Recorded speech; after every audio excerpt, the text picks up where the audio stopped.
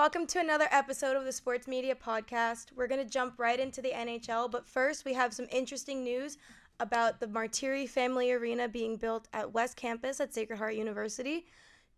New pictures have been released and it looks like it's coming along really great, and it should be ready for the start of the next season. So we'll see as it continues to be updated. We'll see what happens. Okay, perfect. So jumping right in, NHL Playoffs are right around the corner, and man, tonight we have a big game in the Western Conference. There's only 3 playoff spots left, and there's currently 5 teams still in contention. I think we can all agree that the Vancouver Canucks are not going to make the playoffs, but they still have a shot, 1%. But that being said, Vegas versus Dallas tonight. First of all, who do you guys have winning? And second of all, quick context. If Dallas wins tonight in regulation, Dallas, Nashville, and LA all clinch the final 3 playoff spots. So what are everyone's thoughts on this? I think everyone's rooting for Dallas, so why not? Let's do it. I'm going to take Dallas. I don't care about either team, but Vegas just lost Robin Leonard for the season. He's a really good goaltender, and obviously Marc-Andre Fleury hasn't been there since last year. I don't even know who their backup goalie is, so I think they're not going to be able to stop Dallas. Dallas probably scores 4 or 5 goals tonight, so I'll take Dallas. Yeah, I'm taking Dallas. I think they're going to pull out a win. I don't think missing Leonard is a big deal. He's been real inconsistent this year. I had him on my fantasy team. Wasn't a great trade. Also, that's a good point, but I just don't know who their backup is, and since I don't know who he is, I'm assuming he's not very good. For Vegas? Yeah, is it still Malcolm Subban? No, it's Logan Thompson. I know that is. Who Yeah, I think might be his rookie year, either that or he was in the AHL, and I think he was pretty solid, but not a lot of NHL experience for that one. So The West Coast is never known for their goaltending. that is true. It's not. Goaltending is an East Coast thing, and Yes. transitioning into that, how about the Rangers? I know we're all Rangers fans, but that being said, Igor Shesterkin has been insane this whole season. I'm throwing his name in the conversation for Hart and Vezina easily. 100%. I agree. Definitely deserves the Vezina, and won't win Hart, but he should be in the conversation. Oh, for sure in the conversation, but I think Matthews is honestly just too good. I don't think Matthews deserves it. I think his team's better as it is. I would want Kirill Kaprizov if it's not going to be Igor Kaprizov. That's a bold take. Yeah, I think he's year. been the most impactful to his team this year.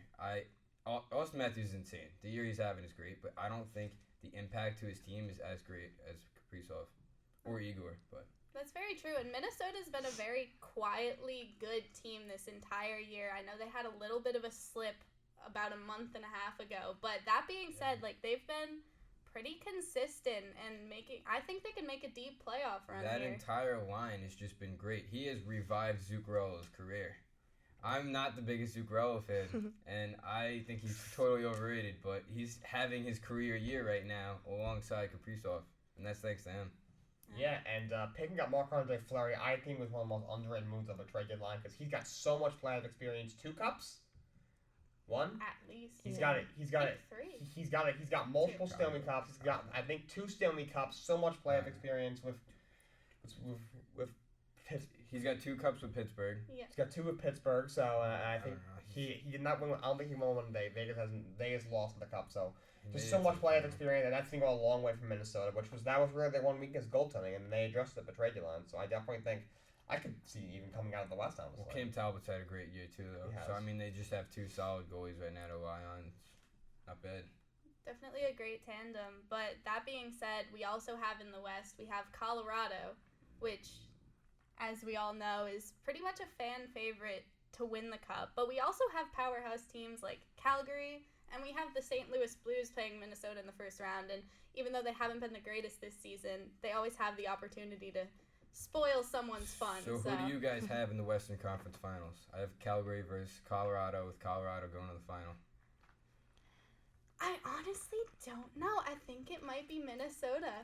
I think Minnesota might come out of the West, and that might just be a hope. But that being said, if Colorado can be consistent and not bust their playoff hopes as they've done every year in the second round, I think that they could have a solid shot at winning whatever other team they come against. Yeah, I totally agree. I think Minnesota and Colorado is going to be the Western final. And then, obviously Colorado going to the final. Yeah, Rich made a good point about Colorado. They often come up short. Honestly, I think that happens again. I don't even have them going to Western Conference Finals. I think it'll be Minnesota and Calgary in the Western Conference Finals. I don't know. Wow. So who do you think comes out to the Stanley Cup final? I think Minnesota comes out. I do. I just think they're 1 week, not even weekends, because like you said, Andre, Cam Talbot has had a good season, but their one semi-week was goaltending, and they picked up Marc-Andre Fleury, who's still one of the best goalies in the league, future Hall of Famer, great postseason performer. He's got 2 cups, and was a big part of both those cups. So I think Minnesota comes out, and I'm not sold on Colorado. I'm not going to lie. I don't think they're very good. They're going to be very good in the postseason. They just don't have that it. They just don't have that fire, I feel like, and I think they'll come up a little bit shorter than people think. One last comment from me in the West. If Los Angeles does end up clinching a playoff spot, I would be careful of them. They have some veteran players on that team that have the opportunity to really prove themselves again. They won a couple Stanley Cups. All of us know them very well. And there's unfortunate. I'm still not over the 2014 final against the Rangers. I'll never be over that. But speaking of the 2014 final, the Rangers have the chance to redeem themselves. Haven't made the playoffs since the 2017 season, with the exception of the play-in rounds in 2020. So Eastern Conference, I say, is pretty stacked. But at the same time, I feel like whichever team comes out of the East is going to have a somewhat easier path. I don't know if that's just me this year, but what do you guys think about that? I totally disagree. I mean, I think the Metropolitan's the strongest division in the league by far. It always is. So coming out of the second round, even if we see the Rangers come out, make this the second round, if we have to play a team like Carolina, that's the only team I'm worried about in the East. Honestly. The West that's a totally different conversation. I mean, I see for the East, I see Florida doing really well this year. I know some people disagree, but I see them going to the conference finals for sure. Yeah, it's tough. I think there's a lot of really good teams in both conferences. Well, when I think of the top teams that have a shot to win the Cup, I think Colorado, I think Calgary, I think Minnesota, I think Florida, Carolina, Rangers maybe, but that's really about it. So I think it's a tiny bit harder in the West, but I think it's really, really close. I could see East Conference team winning. I could see Western Conference team winning. Only time will tell. I think there's a lot of teams in the Metro division who play a lot like the Islanders have been playing. They'll have a really just bad run, and then they'll play a really good team, and they'll pull out and surprise you. And I just think a lot of teams in the Metro have been like that recently. So I feel like anybody could be a threat. Yeah, and goaltending's been the story of the season this year, especially for, like you said, the Islanders. But Islanders are out of it now, so the Rangers are really the relevant ones. We have, like we talked about earlier, potential Hart Trophy and I would say definite Vezina Trophy winner in Igor Shesterkin. And Alexander Georgiev, while he gets a lot of hate from Rangers fans, he's had a pretty solid season as of late. You guys are at 9 minutes. So I think that, they have a chance to make a deep run. But that being said, officially, what's everyone's thought on who is going to win the Stanley Cup? What are we thinking? I'm going to kind of switch what I said before and go with what Jake said. I think Minnesota's going to pull one out this year. I'm going to say it's going to be Carolina versus Minnesota. It's going to be towards NBA playoffs. And I'm going to say Carolina wins that series in 7 games. If Carolina pulls it out going past round 2, I say Carolina. If they lose in the second round, I'm saying Colorado. And I'm going to stick with my team from the beginning of the year. I said the Florida Panthers are going to win the Stanley Cup. I'm not giving up on them now. So that's all in the NHL playoffs for now. We'll check in later. But coming up next, we're going to toss it to the NBA playoffs. We have a great discussion that's going to be had over there. So see you guys soon. How's everybody doing? This is Kelly Pierre, Justin Alter, Riley Souza. This is the NBA portion part of our podcast. Okay, guys, man, let's get right into it. Let's go. Celtics, baby. The C's. Celtics Nets. Crazy. For those who didn't see, bring out your brooms, ladies and gentlemen, because the Nets have gotten swept. Yes, First sir. playoff team Yes, this sir. year, and only playoff team this year to get swept 4-0. It's over. The Nets had championship aspirations, and they just fell over like a bag of bricks. Riley, yeah. Riley, what's your thought? I think this series really arose Jason Tatum into that superstar level. He outplayed Kevin Durant, I'd say, in 3 out of the 4 games outside of Game 4, and he was outstanding. Kevin Durant was shut down. Celtics defense, #1 in the league, came out and played. KD and Kyrie had trouble, and the Celtics are looking like a contender in the East. When you look at this, man, the field goal percentage, the advantage, Nets had the advantage here, and I really thought they could have won this Game 4, this game. Durant played well in this game, but the last 3 games he could have played better. And I felt this was too late, and Kyrie complaining at the end, we haven't had much time. I want to know what you guys think about that, because I find that to be pathetic. It's not that the Nets have had enough time, it's that Kyrie has not had enough time because he made the choice to not get the vaccine, which is his right. Yep. However, he was taken out for about, I want to say 75% of the season, and that might even be being nice with that. I gotta say, about this series real quick, because we're on top of Kyrie. Kyrie's an idiot because for some reason he played for the Celtics, but he does not know how Boston fans work. They want him to react to him because he's cursing them out. He's doing the double middle finger to the fans, and they're cheering for him. They are all for it. And he drops like 10 points the next game. They were in his head. They were locked in. Yeah, and it's really funny to see Kyrie's comments in the media after games and stuff. Exactly what you said after Game 4, and he was like, we didn't have enough time. And like you said, the vaccine, up to him. That was up to him. But the reason you didn't have enough time, and the reason there was so much scrutiny around this team, was mostly because of your actions throughout the year.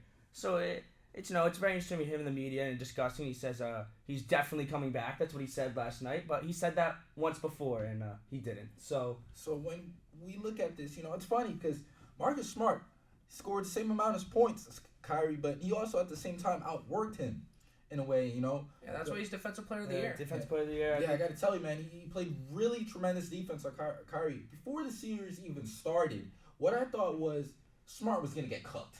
He was going to get the Hezzy pool and just get cooked, the 40 crossovers by Kyrie. And he did in Game 1. He did. He got 39. Eventually, Kyrie got stopped, and I just want to know, guys, what do you see in the Nets offseason?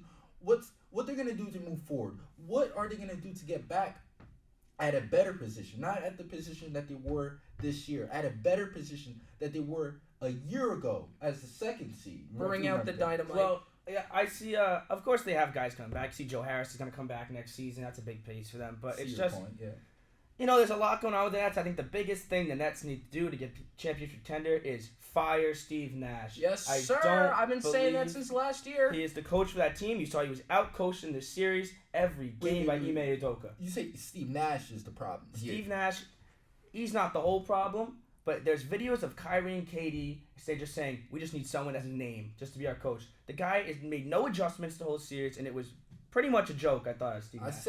I see your point. But do you think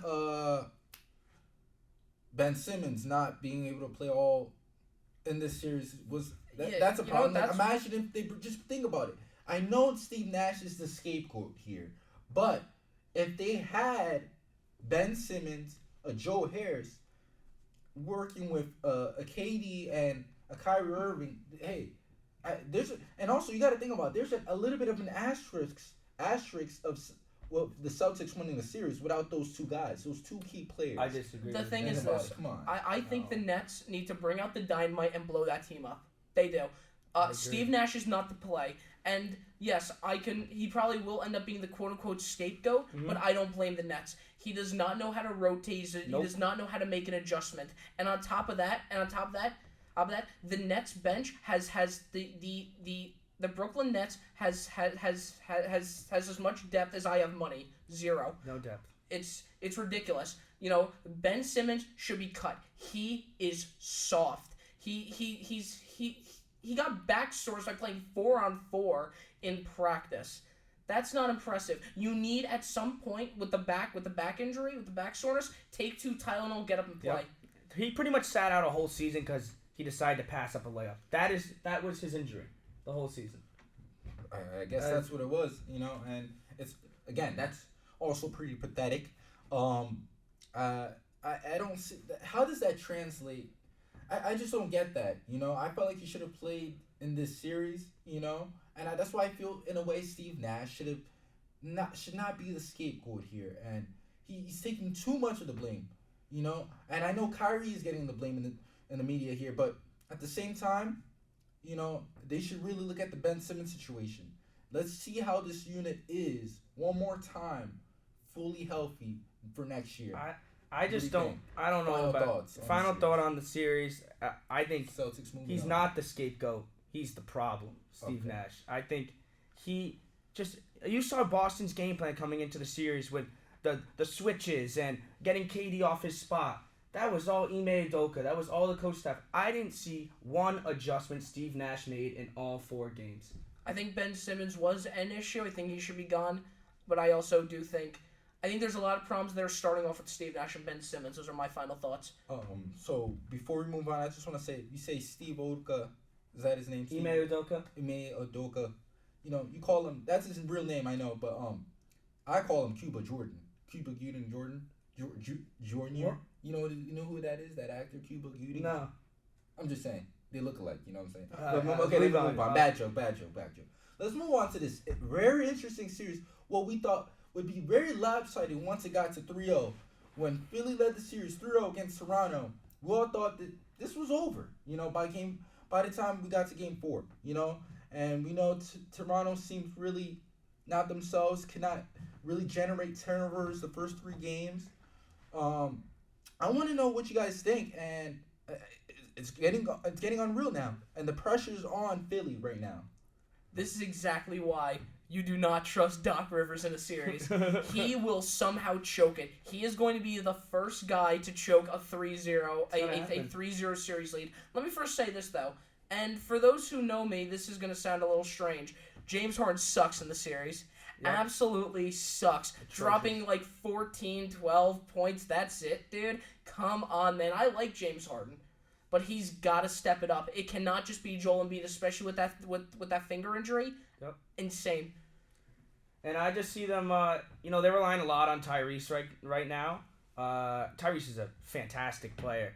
But you hear it here, folks, first. I believe the Toronto Raptors are going to win this series in 7. I believe they're going to go back to Toronto in Game 6 with Drake courtside, probably with a drink in his hand of some sort, rooting on them Raps. They're going to win by 20 at home. I see Game 7 being very close, and I see the Raptors pulling it out. Hey, I got something to say. I think James Harden might be doing this on purpose. This is outright blasphemous. How do you do this? How do you not produce? I don't think he's throwing. I think this is just playoff Harden. And then he's going to be very mad at Philly fans next year when they're mad at him, and then he's going to request a trade. No, so because that's probably what's going to go on. This is outright. It's outrageous. It's ridiculous. And before we close, I would like to give you guys my Doc Rivers impersonation of him not saying this is of him trying to explain things of what's going on right now. James Harden. You know who I'm talking. You know what's going on here. I don't know what he's doing. That donut, that my donut of a point guard is not producing what he needs. He's not doing what he needs to be doing. He's not doing what he's capable of doing. And it's not my fault, guys. I need this job right now. This is really I'm fine. To the MLB. I didn't know we had Doc Rivers in the booth. Yeah. He's here. This is Kenley from Connoisseurs. Why do you think this might be it for you as a Philadelphia coach? Well, I don't believe that just yet. I don't believe that's just. We're working hard.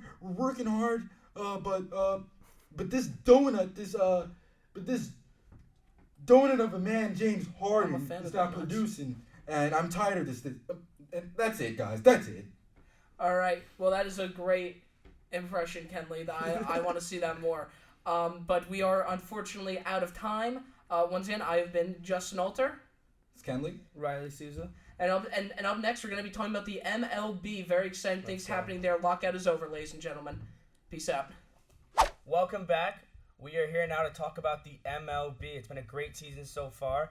And to start off, we're going to toss it over to Stefan to talk a little about the Yankees. Yes, sir. So my diehard Yankees are doing well right now for the first couple of weeks, and we're starting to see a new converse effect of the season because like last season they were down the dump, losing like they were 6 for 10 in the first couple of weeks. Now it's switched towards 10, where they're 10-6, and now they're right now tied with the Blue Jays, competing for first place. And last year used to be them with the Red Sox, and they got the wild card. But this year, I think they could get to clinching the playoffs with no wild card. I'm hoping. And Garrett Cole, he's finding his groove right now. He threw 6 strikeouts last game, and right now the Yankees are winning 6-0 with Severino killing on the mound. And they have a pretty good decent team this year, and hopefully things go the way they're going, where the pitching is swelled and they're not asking too much from their players to come up with the big hits right now. LeMahieu is a hitting machine, and I think right now he could be on the verge of winning, of being the hitting champion for the season, and we'll see how that goes right now.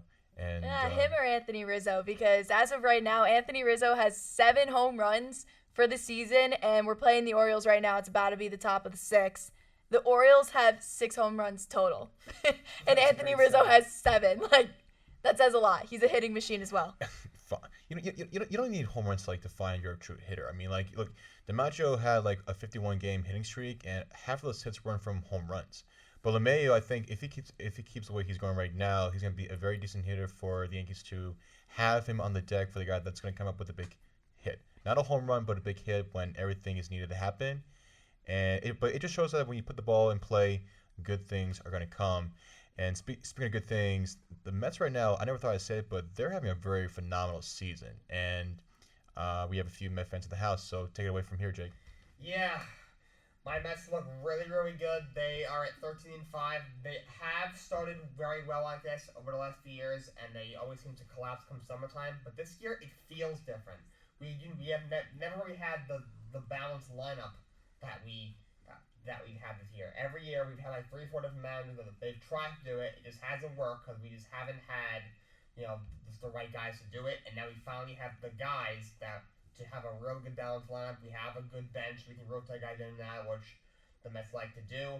Even without the best pitcher in all baseball, Jacob deGrom, our rotation right now, I think we have the lowest starting rotation ERA in the entire MLB. Scherzer has been Scherzer. Bassett looks great. Carrasco's bouncing back. This kid Tyler McGill, he's looking like he's going to be a stud for a very long time. He's throwing the ball 3 miles per hour more on average. He looks great. Bullpens are one weakness, but it's not terrible. I think we can get by with it until probably July-ish, and then hopefully Steve Cohen goes out and makes a move, which I think he will because he just does not care about money. He's got plenty of it. He just wants to win. But the Mets look really good. First place in the league right now, 13-5. Different feel to it. The Buck Showalter effect is definitely working, and I'm very, very happy with what I see so far. I was telling Jake earlier, like he said, it's a different feeling with the Mets this year. I think the game they won in St. Louis last night, they were down 2 with 2 outs. The Mets don't win that game. They've never won that game. They usually strike out. They lose that game. The fact that they found a way to win that game, good ball teams win games like that, and that's what we saw last night with the Mets. Good ball team is a team that has a record over 500. That is not the Boston Red Sox right now. They have been struggling. Yes. No, and they've just not been good. I think what I've seen a lot from the Red Sox, I've watched every Red Sox game for like the last, I don't know how long, but this team gives off major 2019 Red Sox vibes. As you saw, the Red Sox won the World Series in 2018, one of the best teams in the league, brought back all the same faces. Nothing happened. That was with Cora at the helm. We go to the ALCS with kind of a crazy group, a group that not many people thought could go to the ALCS. And what they do, we pretty much bring back the same people. We bring in Trevor Story. He gets hit in the head 3 times already this year. I don't know, that's crazy. But they're just not playing well. Our bullpen's weak. There's just not much going on. I don't really like the way Cora's been managing early on in the season. We got guys that aren't vaccinated, guys that can't go play in Toronto. And those are big games in Toronto. So I think you can't win the division in April, but you can definitely lose it. And the way they're playing now, I go to check the score. They're down 3-0 every game. The pitching hasn't been awful. The starting pitching has been pretty good, honestly. But to have a lineup with Trevor Story batting 7th and to average 2 runs a game, it's quite possibly a joke. That's about all I got. Yeah, and, like, honestly, when we played you guys against the Yankees, I mean, the Yankees made a lot of mistakes, too, in that series, especially on the 3rd game. Opening day got canceled, but then it got moved, and yada yada. We're gonna probably make up that doubleheader later in the season. Yeah. But speaking of the Yankees, I'm pretty impressed with our pitchers. We have 16 on the roster, right? And Servino right now is pitching really well currently. He's like 4 strikeouts right now, and he's like going to be a good duo with Cole. How about Mike King? Mike King has been outstanding. Mike King. Struck out the That side. smile. Struck out the side. Stop. Mike King smile lights up my world. King, most improved player in baseball. He's the guy that every team needs. You need someone that's going to come in, stop the bleeding for 2 innings, or someone that's going to put zeros on the board for 2 innings. Mike King, a Rhode Island kid, great guy. And you know him personally? He went to our rival high school. Is that right? Way. Pretty sure he had like a 0.23 in high school because it is Rhode Island. So it's like you're not playing the best. But he was gross. It's always good to see someone from my home state pitching well. And he's the only person who from the Yankees. I love Mike King. He's been great this year. Every single time he's in the locker room for post-game interviews, like, he's just got a smile on his face. Good and guy. him and Marinaccio, he pitched our first game. He had a great game closing it because Chapman couldn't do it, right? That was that game? And that was wild, I think. Yeah. It was So Marinaccio has a good career in front of him. He was a rookie, 100 people to be there for him for his first debut. I think it was the second game. I'm mixing up my games because I'm there all the time. But Chapman, on the other hand, hasn't really impressed me that much this season. I feel like he's not giving it 100%. He really can't seal the deal half the time. But Matt King is a really good pitcher for us, and our hitting has gotten a lot better. We just need to come in clutch when we need to. When we played the Orioles in the first series, we were just so inconsistent. There was no groove going for us, but right now it seems like they're getting redemption. I think the biggest thing with that lineup now is adding someone like Donaldson, where I feel like the Yankees have always been like, suit and tie people, and Donaldson's really a kind of loose head guy, flip guy, someone that really brings energy into that lineup, and I think he's been fantastic for them, really just bringing that kind of dog mentality to that lineup, which I think has been big. He's kind of like, the SOB that we need to help, like, stir the pot for us. It goes back to, like, in the late 70s where Thurman Munson said to Steinbrenner, get Jackson. He's a big old son of a gun that we need from Oakland to help us, like, win, and that they did. And I think with Donaldson, you know what? I think he has a lot more baseball to left in his career. I think we can bring him back to when he was the MVP in 2015, and I think he is the guy where he won't care what anyone says about him. He's going to come back, get a good hit for us, and shove it down their throats, and he will add on to the big hits with Stanton and Judge. And Gleyber Torres, too. He comes in clutch. That, too. But summer is where they have to keep the pedal to the metal if they want to make the playoffs. And last season, it was like they win 4 games, then they lose 4 games, and then that Field of Dreams game where they just gave away, I was just heartbroken when that happened. You don't blow it against like Tim Anderson like the last inning. And I think winning the division is going to be even bigger this year with the new playoff system. With the wild card going to a best out of 3, you're giving worse teams a better chance to win that. I just think whoever gets in can beat anyone, and just getting into the division and getting out of that best out of 3 series is huge. And you'll probably play, you're going to play a wild card team if you win your division. So winning the division is huge, and the AL East is wild. Toronto's really good. So it's going to be really good dog days of summer. See how it ends up. Yeah.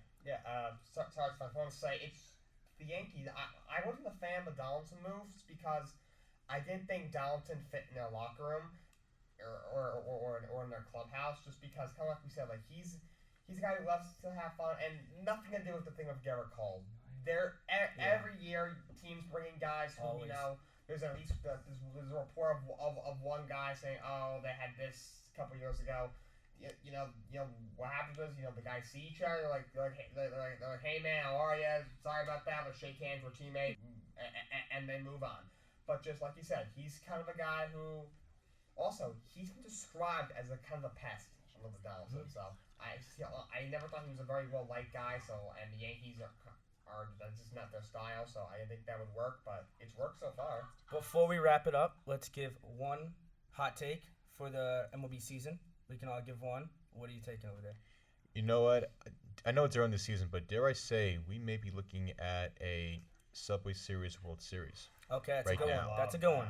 Because I have to give respect to the Mets fans. They have a team right now that's in first place, and usually we tell them, let us know when we get to the World Series right now, which has been for over a century. I feel I like that one, Molly. I feel like the Mets are going to crumble at some point. Just like, look at the Arizona Cardinals this past season. They went 10-0, and then they just crumbled. Also, Anthony Santander goes, he just hit a 3-run shot off of Luis Severino, and now the Orioles are 6-3. So 6-3 Yankees. Jake? My hot take for the season is that the Seattle Mariners will come out of the American League. I love that. My hot take is that the Toronto Blue Jays will be going to the World Series, and that is going to do it. From the baseball aspect of this show, we're going to kick it over to the NFL just after the break. Welcome back to our final segment of the Sports Media Podcast. I'm your host, Molly Jacob. I have Kenley Pierre, Jake Cardinelli, and Dylan Pierre. How do you say your last name? Del Priore. Yeah, Italian, right? What? Italian, right? Yeah. So for this segment, we are going to get into the NFL draft. We have some diehard football fans here, and it's going to be a great segment. So let's dive right in. The Giants have, 5th and 7th pick of the draft? Yeah, you guys are looking pretty good. With our new front office, I think we have potential. I really hope that they make the right decisions because every single time the draft comes around, I think of Dave Gettleman. He literally gives me PTSD because it's like, what mistakes are we going to make this time? But I have faith in our new front office. It's a clean slate that the Giants need an offensive tackle and an edge rusher. And I have 2 guys for each of those positions that I'm hoping that they take. When it comes to an edge rusher, I'm hoping it's Jermaine Johnson, who's an edge rusher out of Florida State. In the one season that he had with them, he had 12 sacks. And then I'm also hoping Kayvon Thibodeau. He is a beast. He's out of Oregon. He had a 4.58 40-yard dash, which is pretty impressive for an edge rusher. I've seen in the draft this year that all these defensive players, like cornerbacks, defensive backs, like all of them, they're coming out with so much speed and power. Oh, yeah. It's really impressive. This has been the fastest. This has been like the fastest receiving core ever. Yeah, but absolutely. Back to the guy from Oregon, I really like him too. He has such like a lot of confidence too. Like they said. He's got like swag too. Yeah, he literally said in an interview, he's like, I don't know what you guys are saying. I'm the best player in this draft. So he's either gonna be either a mega bust or he's gonna be a mega shot. You're talking about Gardner here because that's what. No, Kayvon Thibodeau. That's what Gardner is saying too at defensive back. He's saying he's the best player in the draft. A lot of them and I think because Bradbury's on the hot seat with the Giants, so if we need a cornerback, it's got to be Gardner. But anyways, back to Kevin Thibodeau. He had 12 tackles for loss, 7 sacks, 50 total tackles in 11 games last season with 9 starts. And he had an ankle injury at some point in the season. So that just shows the intensity that he has, and that's what the Giants really need. When it comes to offensive tackles, we have Akeem Ekwonu. I always mess that up, but he's also a very passionate player. His name actually stands for "My strength will not be in vain." And he said that whoever's in front of him when he's playing offensive tackle, he just wants to bury into the ground. So that, again, is the aggression that the Giants are looking for. And then we also have the Bama offensive tackle, Evan Neal, who had a scheduled visit with the Giants. So that's another good sign too. Back to you guys. Like, what do you guys think that the Jets are going to take? All right, so the Jets, they also have 2 in the top 10, as like the Giants. They were horrible last year, as usual. But New York, baby. But yeah, New York football is very bad right now. But they need to get offensive line. If I have to see Zach Wilson run because his offensive line just parts the Red Sea, basically, for what it seems like, I'm going to cry. Yeah. So please, the 4th pick, please, Jets, take an offensive tackle. I pray. Kai Becton can't stay healthy. They may have George Font next year under contract, but he's been pretty good the last 2 years, but he's nothing special. Take Neal or Ekwonu, whichever one's available. If they're both available, I would say Neal's because Alabama's Alabama. They have a lot of O-line. Yeah, Alabama's a powerhouse. You can never go wrong with any of those guys. But I think they're both going to be excellent players. I'd be fine with either of them. For that 10th pick, I would go to the other side of the ball because we do need a lot of help on defense. We got a defensive head coach in Rob Sala, who I think has potential. The defense was probably the worst defense in the league last year, so they got to give him some help, and I think they got to go. I wouldn't mind seeing them go edge, maybe Jermaine Johnson. I doubt Thibodeau or Hutchinson will be there, so I wouldn't mind seeing them take Kyle Hamilton, safety out of Notre Dame. Safety's a big weakness. But if Amon Gardner does drop to them, I don't think they can pass him up. Do you think that it's a possibility that Deebo Samuel's going to get drafted or traded to the Jets, and that's why you're not going to draft a wide receiver? I think it's possible. I would love Deebo Samuel. I know he's disgruntled right now, but I do think we could work around that. But I don't see San Francisco trading. Yeah. He's too good and he's too important for that team. Yeah. I think they figure something out. Especially too with the Niners. They're they don't know about Garoppolo. You know, Trey Lance is gonna be his first year starting, so you got to get your top offensive guy. He's that guy that he's the most unstoppable guy in that offense. He's a playmaker. I remember watching the NFC Championship game. They were so ready for him to catch that screen, and he took it to the house. It was unbelievable. It was like a play in high school football or Pee Wee football. You see, it was unbelievable. You mentioned Trey Lance, and I remember last year in the draft, it was a shock that he went to the 49ers. Yeah. So I'm excited to see those shocks again in this draft. Kenley, what do you have to say? For my team, the Patriots, as you know, we traded up for Devontae Parker. We were able to acquire him, and that solves our receiver situation, because in this draft, I was hoping that we would probably be interested in some receivers that are in the draft, especially we mentioned how much speed they got. They have the receiving core for this draft has, with the speed, the 40 speed. But I guess we're gonna go. We might even trade up, I feel like you guys need to trade up. We might eventually trade up from that 21 spot. But if not, I'm thinking that we get a defensive lineman. Our guys are getting pretty old up front, and actually our front seven is getting pretty old. We might end up taking a linebacker or a middle linebacker. That's something that we're in need of. Hightower is getting up there in age, so I really hope that we get the best defensively. And this is a great defensive draft. I'm all about defense. I play defense myself, and it's either that, but the other position I'm thinking of is probably DB. Maybe get, a guy like Stingley. His father played in the league, Yep. He has history with us too. So I'm really interested what's gonna happen with my team. So yeah. Well, your team, Mac Jones, is your quarterback, and he was a big conversation in the draft last year with quarterbacks, because last year's draft was extremely quarterback heavy. This year, there's probably, if anything, if there's going to be a quarterback in the top 10, then it's going to be Malik Willis. He's probably going to go to the Lions or the Panthers, because they are in desperate need of a quarterback, those two teams. So yeah, that is true. That is true. He might either go to the Lions, Panthers, I'm thinking of. But yeah, and another thing about I forgot to mention, a D lineman that I'm pretty interested in is Jordan Davis. From Georgia. From Georgia. And you talk about the power in the title game, he was insane. We talk about the power of the defense. I think this is the only year we're gonna get this defensively for the draft. I think this is the only year you're gonna get. Next year you're gonna get quite a few guys. But Jordan Davis, he had 17 solo tackles, 2 sacks this year. That's a guy we should target. He's a real life locomotive. Yeah. It's a real life locomotive. Yeah, he's probably gonna go top 10. That guy is like 340 plus pounds. Yeah. He runs a 4.78. Yeah. Imagine that is running at you. That's crazy. Wow. I just run a tad bit faster than him, like 4.6.